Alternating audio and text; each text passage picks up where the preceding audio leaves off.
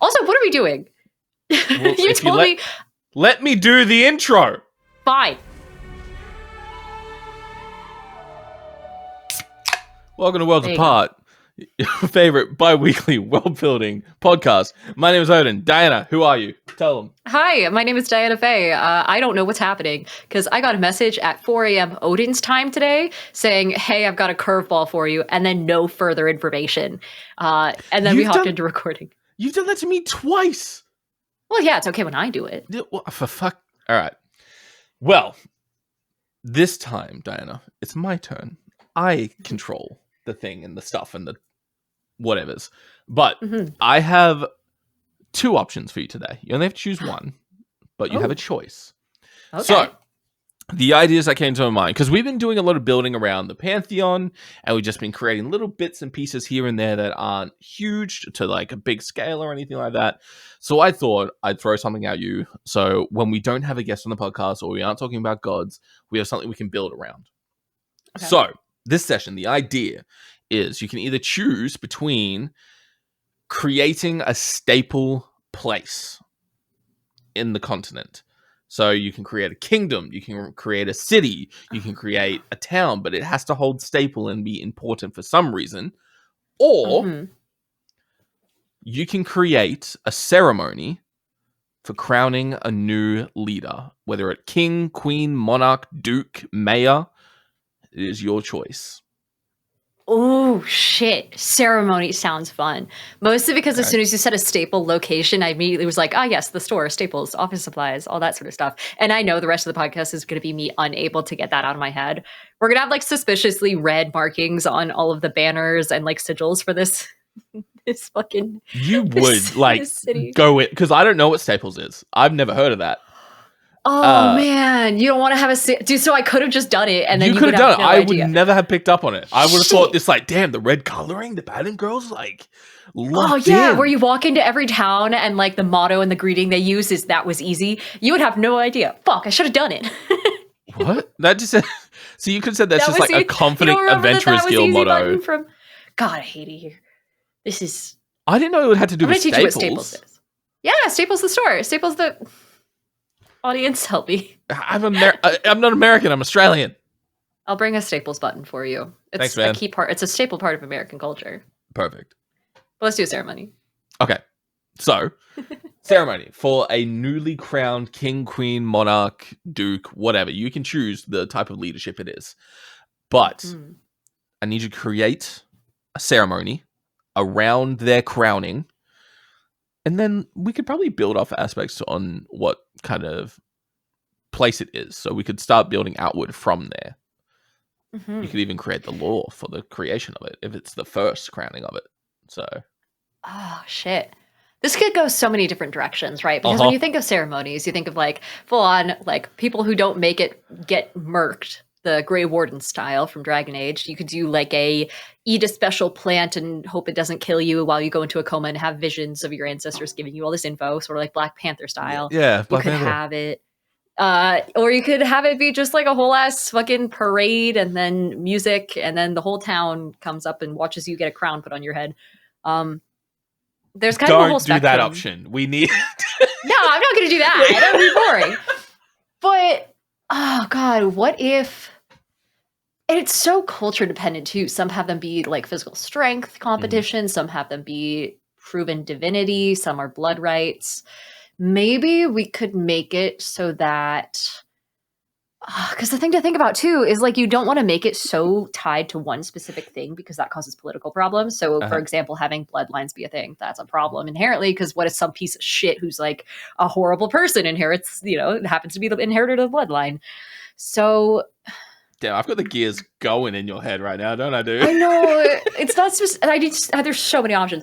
We could make it so that it's a partially public and then partially private event, where maybe someone gets marched into a specific holy site or building in town, and the rest of the town like follows them. It's a big parade. There's music. There's confetti. Then they go into a building. They're shut off from the rest of the world. And then the previous monarch or whatever does something behind closed doors. And if they come out alive, then they're good. And if they don't, oh, well, at least you had a parade.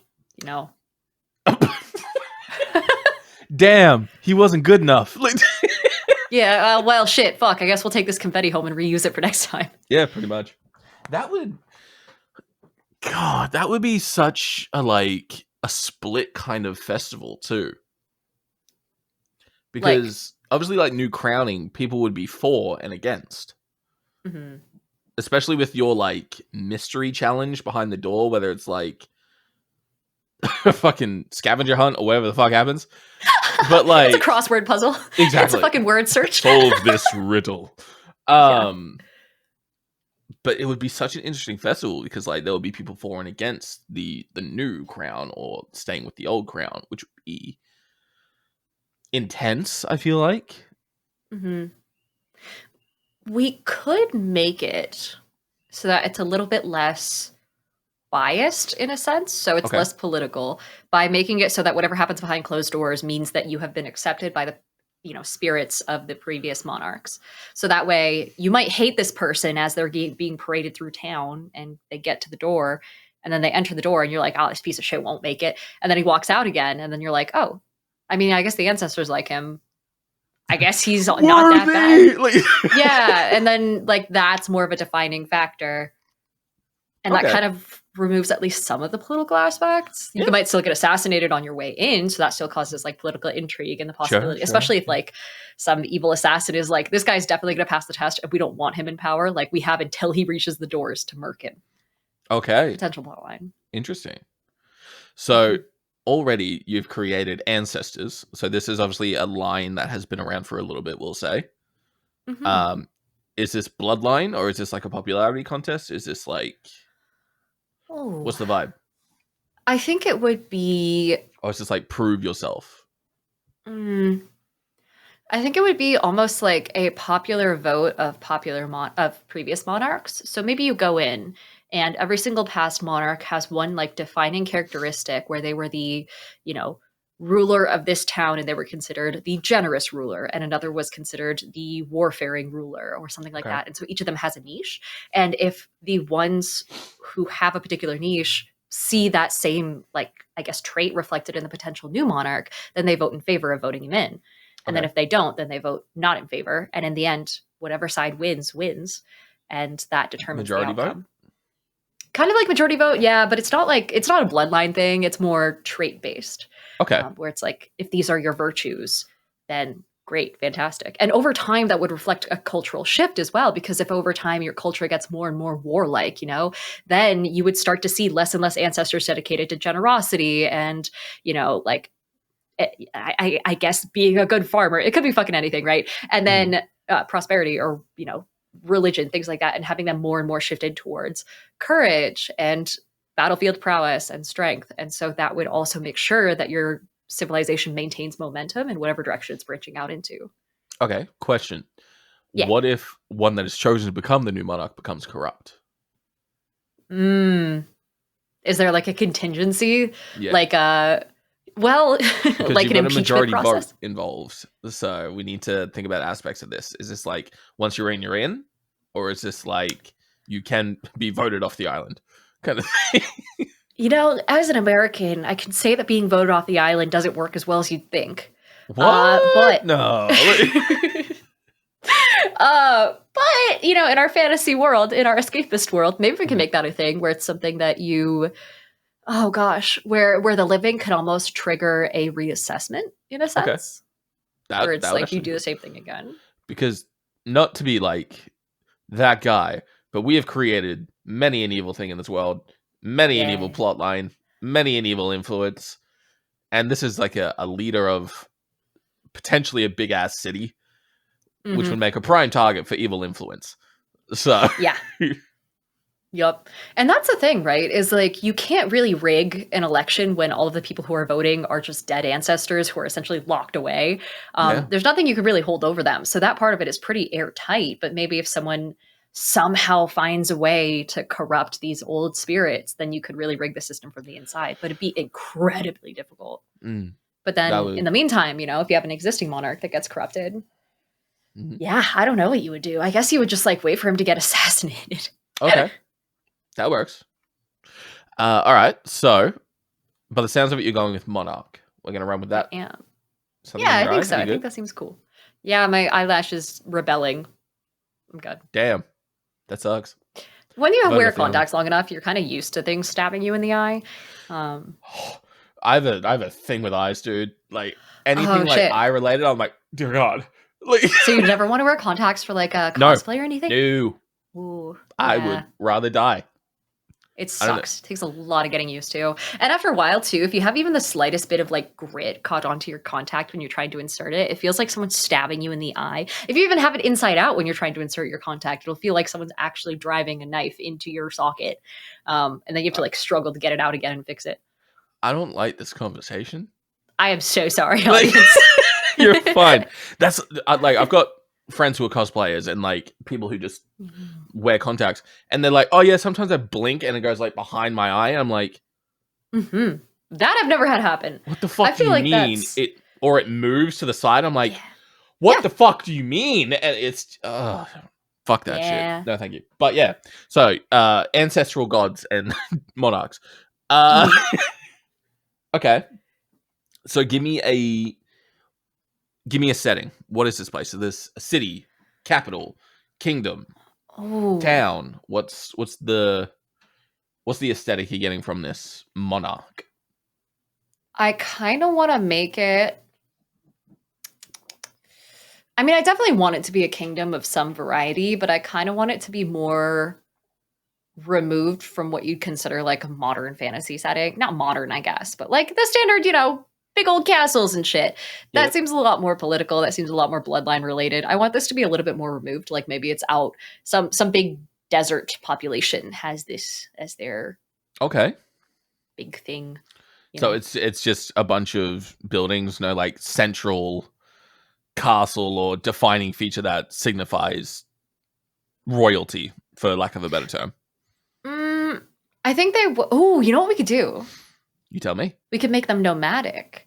So there is like a singular, Travel? large, almost wholly. Yeah, especially because when you think about it, you can turn anything into like a traveling animal sort of critter. So you have like turtles with, that are basically moving islands and shit like that. True. You could have giant yaks that you build your castle on the back That'd be of cool. and things like that. So I feel like you can kind of make it so that this place and this ceremony takes place where all of the nomadic people of this kingdom gather in one spot and that spot might change depending on where the base animal is and the base structure is the base temple. Everyone gathers there and parades there. That's like the quote unquote parade. Everyone does like a couple circles around it and then they send the guy in. Okay.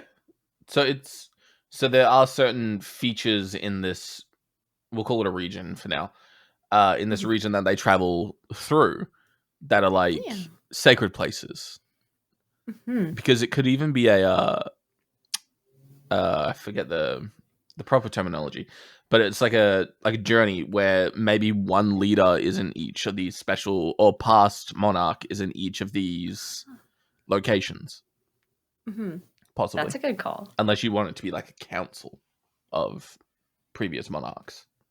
I feel like we've already done councils quite a bit. Because aren't the Sundial Mountains, they have councils or something? Yeah, they've got they've got the council at the Mage College. The Mage College. Outside of that, we haven't really touched on any other. We really like kind of left that place, but I was just thinking like, holy shit, we haven't talked to those guys in ages. Nope. Well, you haven't really built anything that connects back to them yet. So not yet, no. But okay. Well, I would say I don't know. I think that it wouldn't be so much like a council or like spread out monarchs, but I definitely think the concept of holy places is a good idea. The problem is like maybe this civilization wants to keep their big hub and their monarch moving and potentially make sure that wherever they're at is kept relatively secret.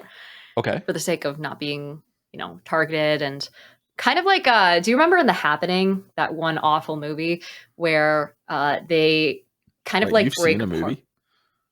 Singular, yeah, one movie. Okay. That was it? Oh, no wonder you stopped. So maybe they make it so that as a civilization, as a culture, right? They travel in relatively small groups, so that way they aren't seen as a threat and they aren't seen as like a potential army moving into people's spaces, but that way they can get all of the resources and have access to other cultures, have access to other cultures' resources, other biomes, whatever they Okay. need, and not be seen as too much of a threat because they're not traveling in large groups. Which means when they have a monarch, they need to make sure that whoever it is their location is kept like a cultural secret, so that way they're not targeted. That would be a very cool Which is kind one. of a slight tangent, but yeah. Tangent. We welcome tangents in this place. We're gonna get a Yeah. shirt that just says tangent on it with a little tangerine. But like, The tangerine tangent. exactly. No, that works really well. It's, and like you mentioned, it's different from your basic like big ass castle in a city with walls. Yeah, it's a Thing. little boring. We can do that too, I guess, but like we'll do it later. We'll do it down the road. But like, Yeah. I feel like what would you call them then? What would the group be called? Would they be I guess the groups, I guess. That would be good for like the different types of TTRPGs we want to introduce to this thing as well. It would make it a lot easier to diverse along TTRPGs with like a different kind of setting rather than a kingdom and a fucking castle and a wall and all that kind of stuff. Does that make sense? No. Okay. Are you asking like what the actual name of the kingdom is? No. I was trying to think of what you would call them. Since they're separate groups, they wouldn't be like a city. What would they like? Oh yeah, I don't know. I would just call them maybe nomadic tribes. The nomadic tribes, great. But the point was like having something outside of a regular, like this is a castle with walls and a kingdom and whatever. It would make it a lot easier to make more compatible with more TTRPGs, which is what we want to do. So yeah, a little drag and drop system. Exactly. Mm-hmm. So it's not just the regular high fantasy setting that we have going, because I think we're leaning more towards high fantasy by the feels of this, which I'm not mad about because that's my favorite personal genre. But yeah, I think creating stuff outside the norm of a high fantasy setting, while still sort of making it mix in, will be a lot easier for multiple TTRPG systems rather than just the baseline of D&D, you know? Yeah, if you think about taking this sort of ceremony and dragging and dropping it into like a more modern setting, then maybe these people just take like all of their cars and motorcycles and vehicles or whatever and do like a couple of big circles around the main religious building, as opposed to people, riding their horses or whatever in circles. Doing donuts around it, yeah. Tokyo Drift starts playing and everyone 100%. like rises and puts their hand to their heart. That's actually something we haven't really I'm just going to go on a quick tangent. Do you mind? About Fast and Furious? Did we do this last time? No, not Did Fast our and most Furious. recent episode? Get Vin Diesel out of your mind. My God. He lives there rent free. He's doing drifts around your brain. Yeah. But a quick question as well, just because we haven't touched on it, but at the mention of multiple TTRPG systems that we want to work in, do we want to have like different continents revolving around different kind of vibes or aesthetics? Or would that be a bit silly? Potentially, I think it's going to be a lot of work if we world build more continents. Good point. I think world building, just general loose concepts, is a good idea, especially because the continent we have now can be as big or as small as we want scale wise. So really, we can just be like, oh yeah, there's been a wall separating these guys for fucking forever. That's why they have such wildly different technology, and the guys on this side are, still kind of in the Stone Age and that sort of thing. We could also just do like time jumps when it comes to advancements. We could do time jumps. That's smart. Yeah. For certain systems, so like D&D obviously is high fantasy. If you wanted to play like, I don't know, I don't really play many TTRPGs, but like, what's a more modern, like Cthulhu, for example, call it Cthulhu. That could be jumped into a more modern or late 1960s, whatever it is, London as setting. But we could just literally do time jumps with the same locations and same names, just changes in advancement over time. I like that. I love that travel concept, could be a thing in our fucking world.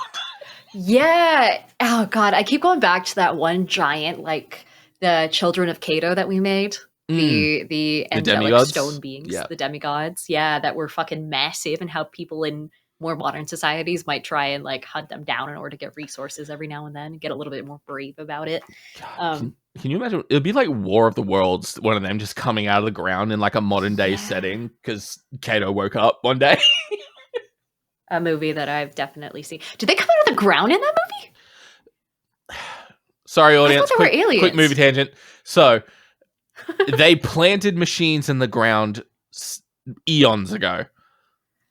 And then they used lightning to shoot into the ground to enter those machines, and then they came up from the ground. Got it. All I remember about that movie is like clothing falling from the sky or whatever. Yeah. That's all I got. Great scene, by the way. Very intense. That's cool. Very intimidating. Yeah. And it was like originally a radio play, right? I think like so, the yeah. OG one? Yeah. I recently rewatched it because Lav and I were having a movie night and that popped up and she threw it on. It was great. Not a fan of Tom Cruise, personally. Not a huge fan of Tom Cruise, but, you know. Nah, he's all right in that movie, but like, Yeah. But yeah, so we could have time jumps. So we could build a setting around high fantasy, for example, for now. And then whenever a different system comes in that we can use, we can just update the fucking playlist and modernize it, change it. Yeah. Really, all you have to do is like all that kind of stuff. Yeah, swap out a couple materials here and there, and you're good. Exactly. Like all the elemental creatures would be like, God, the elemental demigods. Can you imagine them adapting with the times and becoming more like, oh God, cyborg creatures? Yeah, where they have like metal bits and that'd be so cool. That would be terrifying. Can you imagine your coral frog in future? Yeah. Oh, I'd love that little guy where it's like steel instead. Mm-hmm. Oh, cute. But yeah, anything can be updated. Sweet. All right. Well, let's work on a high fantasy basis for now. Yeah. Just so we're in the realm we know. We know this shit. Mm-hmm. So, this tribe, these multiple tribes, do they only ever converge for the crowning of a new monarch? Or is there a different time? Is there a festival? Is there a tradition? Is there a choosing of the new potential monarch that goes down? What's your vibe? That's a good point. Because if they're so disparate and they want to keep the identity of their monarch relatively hidden so they aren't targeted, then to a degree they'd have to have some sort of communication over long distances, especially since they're so nomadic. I imagine it would be almost like a carrier pigeon, but a little bit not so boring, you know? I know in Game of Thrones they have like ravens and shit like that. So maybe it's a historical animal? Well, no, because that wouldn't work across oceans. But maybe they just don't cross oceans. Well, I mean, if they have if these guys are on the same continent, it could be we've got a burrower. What about if we just have like a land traveler? So, what? Make me a super fast animal. Go. Oh, okay. I'm thinking. You will build. Do this. I know. Dance monkey. Well, it doesn't have to be. Okay, it doesn't have to land. It can be a bird. It can be under. Just make a new creature that travels for messages. Is it like an echo creature? Oh. I think. Well, we have already done worm. We've done. Birds are kind of basic. I love those little snakes that we built. Oh my God. And those are kind of like digging type creatures. Also, real quick, can we shout out the person who's done a bit of art for us? Because I've been meaning to introduce this, but like I just haven't found the chance. But my gods, there is one of you out there. I'm sorry, I'm blanking on the name. Diana's finding the information right now. Lavender, when we talk about this, please put this stuff on the screen because they deserve the screen time and they're incredible.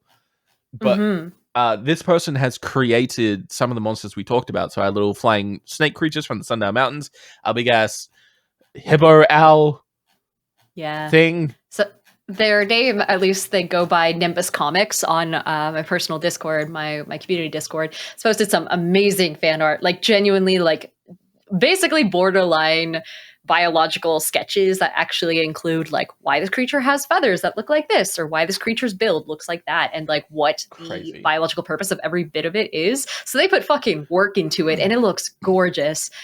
So shout out to Nimbus Comics. We love you to death. Thank you so much. That was like we fangirled over that for forever. I almost cried, dude. It was huge. Like it was so cool. I mean, when it comes to what about rabbits are. Oh, I thought you were going to say raptors. I was going to get so excited about dinosaurs, dude. Raptors would be cool. I'm trying to think of something that could adapt well to like multiple different situations. I think a rabbit might not be a bad choice. The thing is, it's a prey animal, right? Oh, what about a fox? Oh, what about little foxes that You are want to like, fuck with a fox? yeah, if we do little fox-like creatures, they don't have to be Yeah. specifically foxes. Um, but Why don't you something make like that Why don't you make a is really rabbit best. fox? A rabbit fox, Hmm. just smash them together. So like a fox that has a smaller tail and then bigger like foot surface area. Yeah, it could have the speed and agility of a rabbit. So like Yeah. it could use thumping as echolocation kind of thing as well if you wanted to sort of find its way underground. Mhm. Yeah, it just kind of varies. This is just me spitballing it. You said rabbit, you said fox, so I was like, Yes, the two of them together. why didn't you make a rabbit fox raptor? Do that. Yeah, fuck it. It eats carcasses. Because that would be really easy to do too. I mean, there's carcasses basically everywhere. Oh, wait, yeah, raptors, I guess, are not scavengers. No. I know my animals. Dude, can you imagine? Okay, so like a rabbit fox raptor hybrid would have incredibly sharp claws and Yep. move super fucking fast. Maybe instead of doing that thing where raptors like dive down from the ground at really fast speeds, peregrine falcon style, maybe they shoot up through the ground at really fast speeds. And so their nose is kind of like, built for digging, their claws are built for digging, and like they come up from under the ground at such a fast pace and like almost just shoot a claw through the earth, grab whatever they're trying to grab, and then bring it back down. Okay, this is meant to be a messenger. You're creating a monster. Hey, messengers gotta eat. All right, you know what? Fair shout. And You then make a maybe good the point. little like thumping that you mentioned could be a solid like, oh god, almost like Morse code, where they retain a specific code and are trained on a specific code that no one else knows how to intercept or hasn't figured out how to intercept. So that way, if Yeah. something else gets a hold of it, they can't just like open a scroll and intercept the message. They have to know how to interpret the Morse code that this creature is parroting backward. That's really cool. So like, Yeah. how big is this creature? Give me a estimation.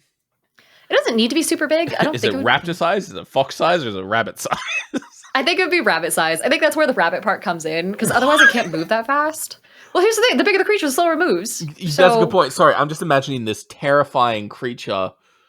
Well, here's Like, here's my question. Then. So if it's that big, how is it reaching up and pulling things under? Or unless I they're mean, just it's like looking for rabbits. yeah, it would be aiming for like mice and like birds Okay. that land on the ground and things like that. That works. I I was terrified you were referring to like stuff. humans because we're evil. No, but that would be cool. Can you imagine the alpha version of this creature that just like absorbs some of that mage shit that we talked about in the early episodes and then The blubber, hulks out? yeah. Yeah. Can you imagine how terrifying it would be? Like just at a campfire, just sitting, and then you just hear thumping underground. Yeah. Yeah. I'd Oh, be it's like a like- reverse the Dune worm situation. Exactly. I'd be like, what the actual fuck is coming? Oh my god. Yeah. Okay. So, yeah. So So they're that- messenger pigeons. Okay. So if we want to do that, so that's the messenger between the tribes. So they would kind of like convey when a new monarch is set to be selected. I'm still a bit caught up on the concept of like what qualifies someone. You mentioned it could be popular vote. It could be like I don't know, maybe it's just someone who has leadership qualities or. Okay. I Does don't know. Does the current monarch choose the successor over time? That's a good one. Yeah. I like that. Or like maybe picks from a pool of them. And then whoever gets the most votes from the ancestor wins because the Okay. monarch probably knows like so much about what's happening at all times between all of the different like clusters of the tribe. And so they probably get a pretty decent spread of info. Okay. So there's a few. So there's a few that enter, and only one exits.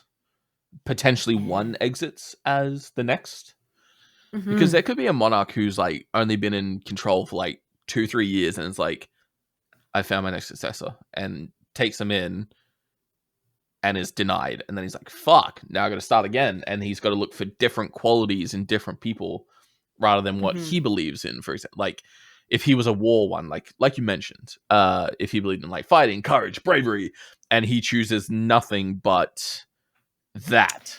Yeah. When they walk in, they're like, no, this is not Yeah. what we're looking for. So It's like an audition. Exactly. There's probably multiple different things.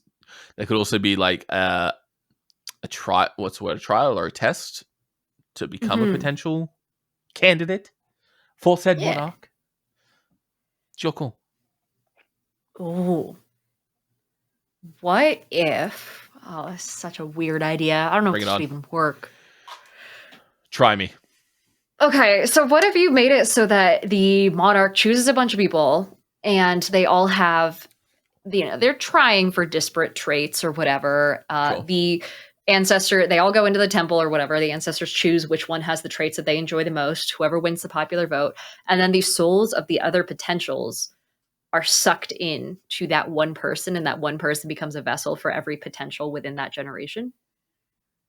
Which means that there's a potential corruption mechanic if someone who wasn't fit for the trial wasn't eventually, wasn't really chosen, but their soul still got sucked into the vessel of who was chosen, and then Okay. they absorb some of those traits. So it's the ancestors' way of rounding out someone's traits, where no one person has everything they need, but they can at least get a good amount of the boxes checked if they just mush all these people into one person. Okay. That answers my question because you were saying the previous monarchs choose the one who's like the most well-rounded, and then they suck the rest in to be well-rounded. Yeah. Gotcha. And then so maybe it's not known that that's the outcome and that your soul kind of lives on to a degree within that other person. And maybe all that other people know is that some go in and only one comes out. And it's Okay. not known. People think they just die because of whatever happens in there. And, it's kept this big secret. But in reality, they're just siphoned. Okay.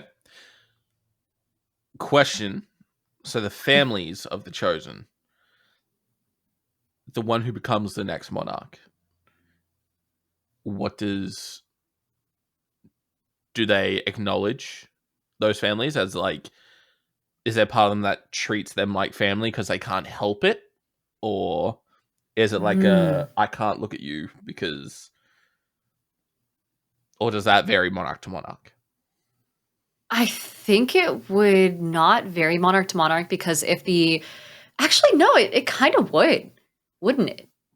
Because it depends on the virtues of the person who was chosen. So maybe they just like don't give a fuck about the other families, and then they kind of like suppress that part of this conjured soul or the So, siphoned soul. so this person is a conduit of like 4 different people.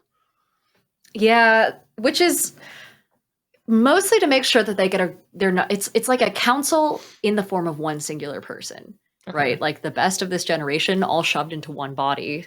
And you mentioned they have the ability to suppress certain aspects of them. I think That could also lead to so. your more corrupted side of things. Because if an Yeah, emotion is pushed down enough, by the way, go to therapy. If an emotion is pushed down enough, it's going to explode at some point, which could have a huge effect and like almost like multiple personality kind of vibe. Mhm. I forget the technical term for that diagnosis, but if something is pushed down for long enough, it could take over. Yeah. I like that. I think that's cool. That's super sick. I feel like it also would have ties in with um oh my gosh, there was a piece of media I was just thinking about and I fucking lost it that has the same sort of vibe where it's Bring it like back. other people almost like split, like exactly what you said, right? Okay. But then there's something else. Fuck me. Yeah, no, I can't remember. Never Okay. mind. Well, Multiple personalities. while you try to Split remember that, consciousness. Mhm. what's the relationship between the candidates before the meeting? Are they competitive, or is it like encouraged for them to become friends and grow a stronger bond between each other, so that no matter what, because they might not know till they're there, whether they no matter what they do, they're all going to be together. Yeah. I think it would be encouraged that they would have a strong bond so that way when, the current monarch is like, hey, by the way, here's what's going to happen. Like the current monarch and the ancestors are the only ones who know what really goes on, right? They're the only ones who know how to do the ritual. So maybe they're encouraging just general camaraderie throughout the entirety of Mhm. their civilization. And it's a very collectivist culture because that helps the souls kind of work together afterward. And Yeah. they're the only ones who know that that's the reason. But of course, this might not always work out. No matter what, you can have as collectivist of a culture as you fucking want to. There's always going to be some asshole out there Yeah. who's That's a little exactly too the point. egotistical. Yeah, exactly. Yeah. I'm the next monarch. It's in my blood. My family has told me since the day I was born. Kind of bullshit. And Yeah. then there's a guy that's like, I'm just hoping for the best. Like, Yeah. okay. I imagine if it leaks too at some point, where if for Ooh. some reason someone scries or something and figures out what the ritual actually is, then you could raise someone from a young age to be really good at, like, I don't know, soul bending or making sure that their spirit still has some sort of like really strong connection and try and, like, no matter what, take over the body of whoever's elected just by being the stronger soul. I was gonna say this is giving like solid Avatar: The Last Airbender vibes, and I'm like all for it. Ah, sick. I've never seen it. Would I'll see it recommend. eventually. I would Yeah. recommend. Everyone says that. But there's, dude, actually, there's an Avatar: The Last Airbender TTRPG system, so this would like fit in I really did hear well about that. to the Yeah. yeah. This would really fit in well to that fucking kind of vibe. Um, okay, so give me from what you've decided on, what you've worked on. Give me like a little rundown of how you're feeling about this place. Like, what's the vibe yet? Give me the rundown. Just in general, like what we've built so far? Yeah. See Okay, if we yeah. missed anything to build off on. I don't think we missed too much. So essentially, we have a relatively nomadic, sort of tribal sort of culture where, as a default, they're pretty spread out. They travel throughout the lands of other continents and they're welcomed openly with open borders. And, as long as they don't travel in big enough groups to be seen as a potential invading army, they can move freely, hang out, have fun, trade willingly with other cultures, enjoy their culture, enjoy other people's culture, and then also anything that that area has. So they could enjoy like the bounties of a local fishing village as they're passing through, the same way that they can enjoy, the sights and views of a fucking desert. They can go anywhere. And by nature, the location of their monarch and the identity of their monarch is kept relatively hidden outside of the people who exist in this culture. No one really knows who the monarch is or where they are at any given time, and that's by design because they're so spread out that they can't really organize well into any sort of warlike effort. So you want to make sure your king can't get assassinated. So they keep his identity secret. They keep it, or queen, or neither. They keep their monarch's identity and location secret at all times. But when it comes time to elect a new one, then essentially there are these little fox-like, rabbit-like, raptor-like creatures that can dig underground, move across the top of the earth at fast speeds, kind of like rest just underneath the topsoil of a location and break through the surface in order to catch small prey like mice and landing birds and things like that in order to feed. And in the meantime, they can dig through the ground and cross large distances in really short periods of time. When they reach their location, they use this almost Morse code-like thumping pattern against the ground in order to convey a message that only the other nomadic folks can really interpret. So everyone is sent a message across the continent saying, hey, it's time for a new monarch. Come to, this spot. And everyone converges on a single location, which is where a giant mobile temple is. This giant building on the back of some large traveling creature that everyone starts doing circles around tornado style. And eventually, once everyone's gathered, and especially the potential candidates that the monarch that exists right now has chosen to succeed them have gathered, then they go into the temple. And what happens inside isn't known to anyone who isn't part of the ceremony. Only the existing monarch knows it. But what happens is all these spirits of the past monarchs get together and assess and almost weigh the value of the soul of the potential candidates. And, the ancestors over time have all embodied and championed certain traits. There might be one who was really warlike, one who was really courageous, one who was known for their religious, fervor, one that was known for being incredibly generous, one that was diplomatic. So they all have their own strengths, and each one owns that strength and assesses that strength within each potential candidate. And then they do a little hand raise vote of yes or no. Does this person have this virtue? One person is chosen from the potential candidates to have the most virtues, and that person becomes the vessel for everyone else's spirit who has been voted in as a potential candidate. What's seen from the outside is that 3 or 4 or 5 people go in and only one person emerges. In reality, all of their souls have been melded into one to try and cover as much virtue ground as possible. But the main vessel, the one who was chosen, the one who got the most votes, has the most control and becomes the monarch. Then everyone disperses and goes about their day. But they kind of have a little voice in the back of their head, the lingering aspects of the other potentials who weren't chosen, kind of rounding out their skills and weighing in as needed to make sure that they're making the right choices. And that has a lot of corruption potential, especially if you happen to be really good at staying a strong-spirited sort of person and you have evil intentions and you get sucked into this monarch, then, you know, you might be able to do some work from the inside. Can you imagine that as a character? Like someone playing that character? Yeah. They were chosen. Oh, shit, that would be cool. They were chosen like, I don't want to be this. And because I can imagine like seeing multiple people merge into your consciousness, you'd be like, that's not what I wanted. What the fuck? Yeah. And just like not having any idea that that's coming is crazy. It's like that one Black Mirror episode. Exactly. Oh God. One question I do want to talk about, because we sort of glanced over it. When it comes to the Monarch, it's kept a secret, right? But how do people acknowledge the Monarch then? Because if it's kept secret and like people, because if people see them like once and then the tribe split off and she are stuck to one tribe, they age. In time, they would become unrecognizable and like people would forget the face and all that kind of stuff. So that's true. How does one recognize the Monarch if it is kept secret and they are separate? Maybe it's some sort of brand that marks you as being like the chosen one. Either that or like all the nomads would know who it is and be able to recognize their seal or some such. It'd be kind of like the same way that you'd recognize a monarch in any culture. It's like you just have to know who they are, know what to keep an eye out for. Yeah, that and like they're like, oh yeah, that's the presidential seal. Clearly that came from the president or something like that.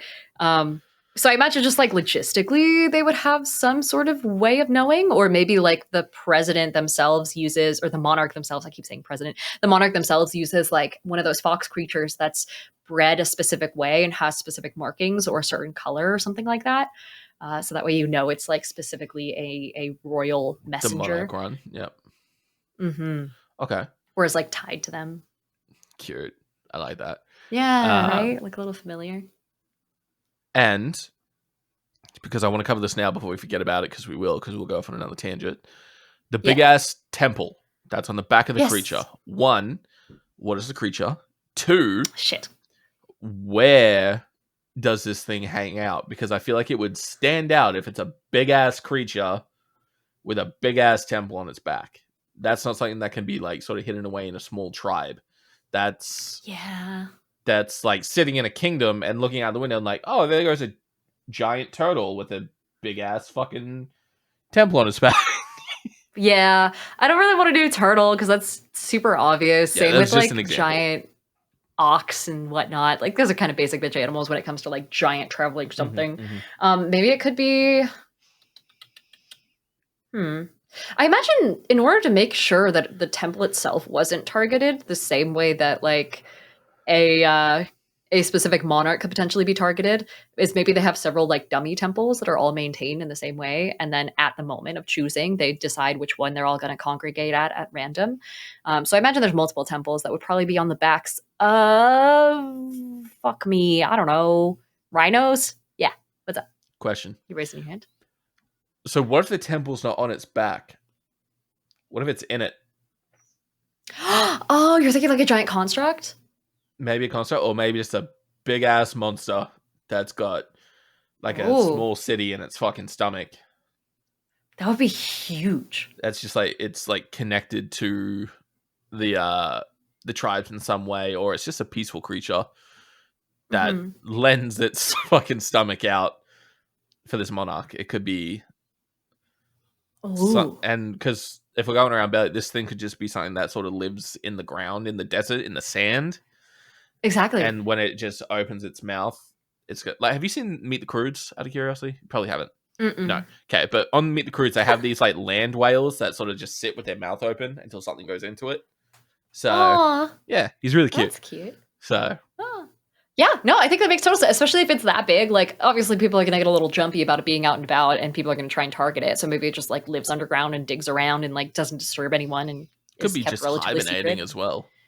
Yeah, I like that. Okay, I think that would be a lot better. I don't know about what it would look like still, though. Maybe like in a fucking. I mean, you already mentioned land whales. We could do like a land. eel? No, it's just a worm. Just a Big worm ass in a worm. different font. What's some? Um, Give me some big animals. We got whales, elephants. mhm. What's something with a big ass stomach? Tell me that. Uh, It could also just be an animated temple. It could just be like created. yeah. Like a little golem sort of looking thing, a transformer. It just Yeah. like folds its Optimus arms up in a certain Prime. way. Like, Actually, that would kind of go hard. I'm kind of here for that. A walking temple. it could be also like a long forgotten ancient mechanical thing that was created that only Yeah, this do you tribe think really knows about. do you think they created it or they came across it? Do they have like that Ooh. sort of stonework technique or do you think they just like repurposed it? They could have found like remnants of it and over time And like figured it reverse out. engineered? Yeah. Yeah. That's a cool And concept. it could So in be theory, yeah, it could oh yeah. introduce tinkering to the high fantasy kind of vibe as well. Yeah, maybe that's their whole niche is that they're really unnaturally good at like tinkering and stuff like that and using materials however they can. Like a moving Um steampunk kind of colony. yeah, exactly. Oh man, that'd be so cool. That would Fuck. be awesome, actually. That'd be so sick. Walking up to all these people in like robes and like have tents and they're like, oh, okay, these guys are going to be pretty chill. Why is there a mechanical golem walking through the street? Like, Yeah. Where did that guy get a minigun? What exactly. the fuck? Oh, don't tell Jade that's in this world. God, no. She won't leave it. Ugh. Our friend Jade is wild. Mhm. She's the type of person who introduced like 17 different mods to Minecraft that gave you shotguns and shit like that. So, and that's just how she plays. Mhm. But yeah, okay. So giant golem, a lot of tinkering. They reverse engineered a massive version of something that they just came across in their wanderings and decided to integrate it into their culture. Mhm. That could be the Yeah, resting place of all the monarchs as well. Yeah. Oh shit. Like one of the specific areas is like considered like the burial grounds almost. Mhm. Oh, that'd be so cool. That'd be So awesome. sick. That'd be such a great place of worship just in general too for these folks is to like make a pilgrimage out here and there. And if you could find it and then find your way into it, then that's like considered a big holy deed. Or it could be greatly offensive as like not many people know what goes on behind that door. That's true. Oh shit. Good point. Who maintains it then? Is it just the monarch themselves, or do you think there are people who are like sworn to silence? You know, I think it is something monks that of is some left variety? dormant until it is touched again. So full on, the inside is just like kind of supernaturally kept clean and whatnot, and like It could who? be. It could just be filled with dust. Mm, It because only a few people go into it though, correct? yeah, and most of them die. Exactly. Vanish. Right. Like but No one knows.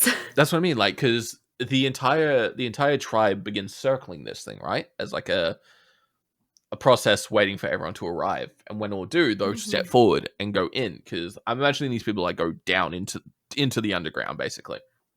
Yeah. And it's just this like chasm / chamber building, whatever, that's just mechanical tinkering-esque walls with like in the center there's just a graveyard full of tombstones from previous monarchs. There could be due to the like the spiritual energy in this area, I guess, there could be weird weeds and plants and growing tinkering things. There could be nature mixed with fucking mechanic over time. Oh, that'd be cool. Because if an adventuring party or archaeologists or whatever in this world come across this, they're going to tell everyone about it. So there's probably like people can't burrow into it due to the metal walls. Mm-hmm. It just varies on like what you want it to sort of vibe. Like It reminds me of that one underground temple in Terraria where you like just have to. Have you ever played that game? I have not. Terraria? No, I've seen you Buddy. play it a fuckload though. Listen. My Steam hours played number is idle time, and I refuse to accept the possibility that it might not be. Okay. But yeah, it gives me that same vibe where it's like you straight up can't drill into it. Oh, what if it's like super futuristic on the inside? We can run with that.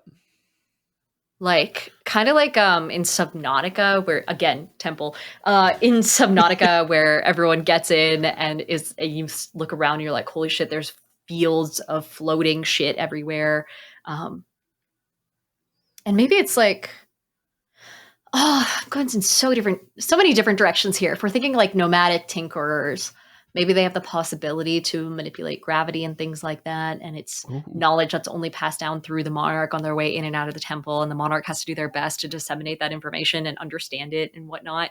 Okay. Um, Have they and mixed kind some of of their world magic in with it as well? So like they've added elements to personalize it, if you will. I think so. Maybe it's like almost a thing where the current monarch goes in, or the potentials go in. The potentials all merge into the monarch. The monarch is like, okay, great, I'll see you in like 50 years. And then they leave, carrying with them some knowledge from that has been developed, or that, you know, the spirits bestow upon them, or that they find. And that's like their gift to the world as they become a monarch and emerge again. And then when they go back into the temple, when it's time for them to pass the torch on, then one of the gifts that they give to the temple in return is like, oh, hey, I found something from this outside world. Here's my gift to you. Do something with it. The spirits do something with it. They give whatever they did with it to the next person who walks out again. And it's all Okay. like kind of like, it's like a take a penny, leave a penny sort of situation, I guess. Dude, that kind of makes... Because, like, thinking about the first Monarch for this building, the story of it could literally be a party found it, and they walked in, and one thing was in there, and then combined the party together into one, and there was your first Monarch. Mm-hmm. I like that. And then That'd be fucking cool. and then they started like gathering people saying like, I found this thing. And then over time it just became quiet because they gathered so many people, and it's just died out to legend over this time. Oh, Because if it's become secret, because you got to start a following from somewhere, obviously. So like an yeah. adventuring party found this chamber, went in, whatever original thing was in here that came from an outside world or whatever the fuck it was, created the first monarch by forming this adventuring party into one. That person left with the knowledge of everything because they were the first. And then they started like getting followers and getting people to follow them. They found their choice and led them there. And then the second and the third and the fourth. Yeah. And then over time they made it quiet because they created a following, a tribe of sorts to keep this thing moving always. So it just depends how many monarchs we think there's been. Because if we're doing multiple races as well, certain monarchs could live a lot longer than other monarchs. So that's true. I didn't think about like whether or not it'd be certain species. Yeah, it's. I have no doubt this is going to be like, it can be multiple species, it can be any gender, it doesn't matter. So yeah. Oh, could be a lot. That'd be so cool. It'd be like a fucking Library of Alexandria for, especially if we go cross cultural, but just wandering around. Oh. Mm-hmm. And as far as like how many generations there have been, we have time travel. Who cares? It could be fucking the beginning, could be the end. Yeah, like the answer is yes, all of them. God, can you imagine this thing in like modern day? Coming across that thing in modern day? Where it's like, oh, wild. Like, what would have happened to it along the way? Would it have crumbled over time, or would it have like advanced? I feel like it would have advanced. Yeah, potentially. And God, can you imagine it's like a temple but with neon signs everywhere and like fucking they're like, we came up with this new technology using what you've brought us. We called it an iPad. We created strips of light that can change to any color. What do you call it? LED. Yeah. Christ. God. Yeah. Well, I think that'll actually do us today. We're hitting an hour now. Shit. Well done. That was great. That was solid. Dude, that was a good prompt. I like that. Well done. Dude, well done to you. You built majority of this thing. Good shit. Well, in that case, wait, do I also build the out... Oh, no. Don't tell me to fucking No. It was all good. I was going to say, what was the animal? But we came up with a future technology thing. It's all good. Yep, all good. Yeah. Sorry. Yeah. Dude, we should do more animals. We need to. Always. They're well, so we need good. to get our God of Monsters back in to create some more monsters. So. Yeah. Oh, Honestly, that was such a good episode. That was so Yeah. cool. We'll definitely have to get more guests I'm in looking general. But I know Toby's All right. keen. I asked him. Toby's keen. really? Yep. Toby wants to Oh, make that'd a be god. great. So Yeah, we'll hit all the time zones. We'll hit London, Western Australia, It's gonna be America, great. and then we actually fucking- need to start reaching out to people to like Yeah, it turns out that's part of getting guests on your podcast. Is know. actually talking to guests and asking them to come on. Yeah. Any hey mutuals. Like Mutuals. this is our promo clip. Mutuals. Hi. Oh, hi. If you listen to the podcast, congrats, you're basically in. Please. In the meantime, Odinn, where can everyone find you? Well, they can find me at Odinn_Sun on basically all platforms, aside from Twitch, where you can find me at officially Odie. If you're into, obviously, world building, if you're into D&D, TTRPGs, if you love Pokemon, or you are interested in seeing an aspiring voice actor try to aspire to become a voice actor, feel free to check me out. I'm on all those platforms. It's a good time. Try to have a good vibe. Trying to get better at uploading. Working on it. Working on it. Diana, where can they find you? Hi, I am Diana Faye, also known as Diana the Rose. I'm a tabletop gaming content creator, but I do all sorts of shit, including podcasting, obviously. Short form, long form, streaming. I am a model. I have done a little bit of voice acting. I'm a consultant for social media. And that's, I think, most of it. You can find me as at Diana the Rose on all platforms. Hell yeah. And if you want to see more of Worlds Apart, you can find us at Worlds Apart TTRPG. We are basically on all platforms, dropping little clips here and there. We drop a weekly or bi-weekly clip to promote the new episode, usually or a clip of Diana putting me out of context. I liked that one. That took so long to edit together. It was fun. But I thought it was great. It was fantastic. 10 out of 10. Thank you. But more importantly, Diana, where can I find our amazing editor that helps us out a lot? You mean our amazing editor Lav, who helps us out a lot, built our God of Monsters, and is also just a generally amazing human being? That is Lav, also known as entity__edits on Instagram, TikTok, YouTube, and Blue Sky. Definitely hire her. She's wonderful to work with and does some amazing stuff and some extra little bonuses that some of you guys might not see unless you watch the video version of the podcast. So please do so. So far, everyone who's watched the video version of the podcast loves Lav and talks about her all the time in the comments. So you're missing out if you haven't seen that yet. I'm pretty sure they prefer Lav over us sometimes. Oh, 1,000%. Her little chibi's here somewhere, and she's just being a smartass. So she like jump scares people. It's so cool. She does. Great. It's great. But along with amazing people that help us out with doing amazing things, you can find our amazing artist for Worlds Apart at Toby.exe on basically all platforms, aside from Instagram, where you can find him at _Toby.exe. Please check him out. Toby is an incredible artist. He has done multiple commissions for myself and Diana, I believe. Generally just an incredible person, incredible artwork. Please check him out. Please support him. His commissions might be open, so you might be able to draw up your D&D characters or any TTRPG characters you have in general. But they're both amazing. Please check them out and show them support. We would not be here without them. So we appreciate it. It's true. We wouldn't exist. We never would have been born. At all. They're the reasons we're here. Mm-hmm. But that's going to be it for this week. We'll catch you guys in a couple of weeks for the next episode. Until then, we'll see you later. Bye. Bye-bye.